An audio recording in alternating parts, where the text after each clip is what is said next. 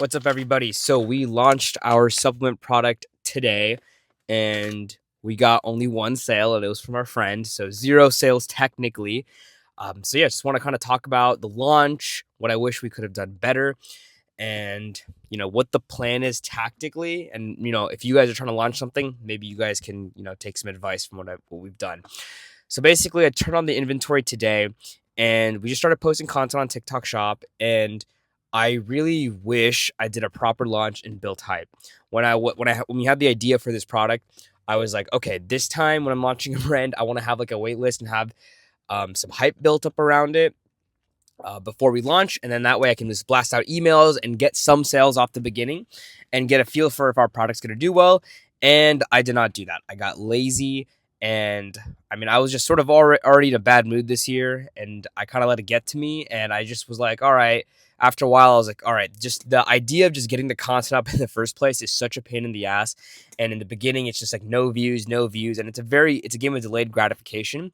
And I haven't gotten to the point where I enjoy making the content itself. And that's sort of the big key, where it's like, if you're not going to see results, you need to be able to enjoy it to push yourself through. Otherwise, you're like relying on insane discipline, which I still don't have to a great degree. But now we're launched. So now the plan is we're going to post consistently on TikTok Shop. And I was talking to a couple agencies and seeing if it's even worth it to sort of blitz the algorithm, because the new play is that because TikTok is going from organic to GMV max, where you essentially have to pay to win, that a lot of people, and especially the bigger brands, they essentially seed hundreds of creators at the same time to post on the same week. And the algo just gets blitzed, and a bunch of people are talking about your product, and you get sales. And I thought about that, and I don't think we are going to do that. And here's why. So our account's in a probation period where it takes 30 days to pay us out. And we put in like 25K to get everything to market.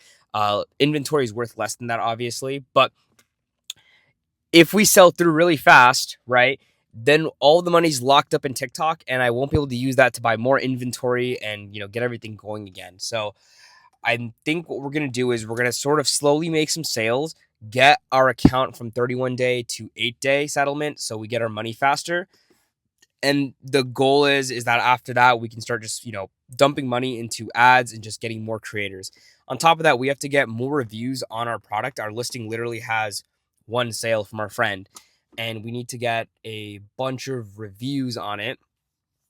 We need to get a bunch of reviews so that creators are more likely to take on the product, and our conversion rate is higher to get affiliates. So right now the play is focus on reviews, focus on getting a couple sales. And the big thing is building the flywheel and momentum for me to post. So today I put up 4 videos, and for us, a big thing is going to be founder-led content, talking about behind the scenes, just interesting stuff about the stuff that people don't talk about building a supplement brand.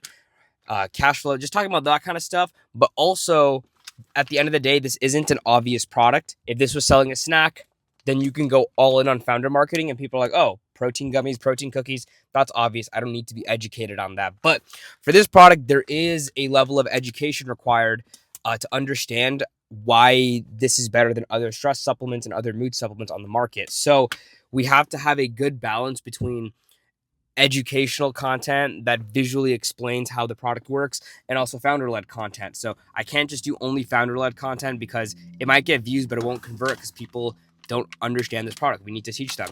And I think that's the move. So I'm going to try to post, 3 to 5 times a day organically. I'm at 4 today, so I'm going to try to crank out another video. And once we do that, just try to get some sales, hopefully. And then we're going to have to get affiliates. And then I'm still trying to figure out how to get actually good automated AI content with N8N. So that's the workflow that me and my partner's trying to figure out. So we can have affiliate accounts posting, fucking 10, 20 times a day. And if we have 5 accounts, it's 100 posts a day. And maybe it doesn't get insane sales, but it'll get other affiliates to request samples, right? So it's a big flywheel effect that I'm trying to create. But at the same time, we don't want to grow too fast, because then we will be fucked. So it is very much managing a line. And I think I'm trying to avoid these problems, but I think I have to accept that you are going to just hit breaking points where your supply chain gets messed up or you don't have enough marketing demand. So right now, supply chain is fine because we have no sales. But when sales start rolling in, I'm going to have to order and forecast and figure all these things out. So yeah, running in cash intensive inventory based brand is not a great way to make money, especially when you're as poor as I am. And, sometimes I wish I did a service based business, but, this is where I feel I have the most skills and most chance at doing something successful. So we're going to keep going with this. But yeah, just kind of wanted to recap our launch day. And if you guys have any questions or any topics that you guys want me to talk about, feel free to comment below. I'm going to try to post a bit more consistently and just give you guys a lot of updates about what's going on. And yeah, appreciate it, guys. Like and subscribe. Thanks.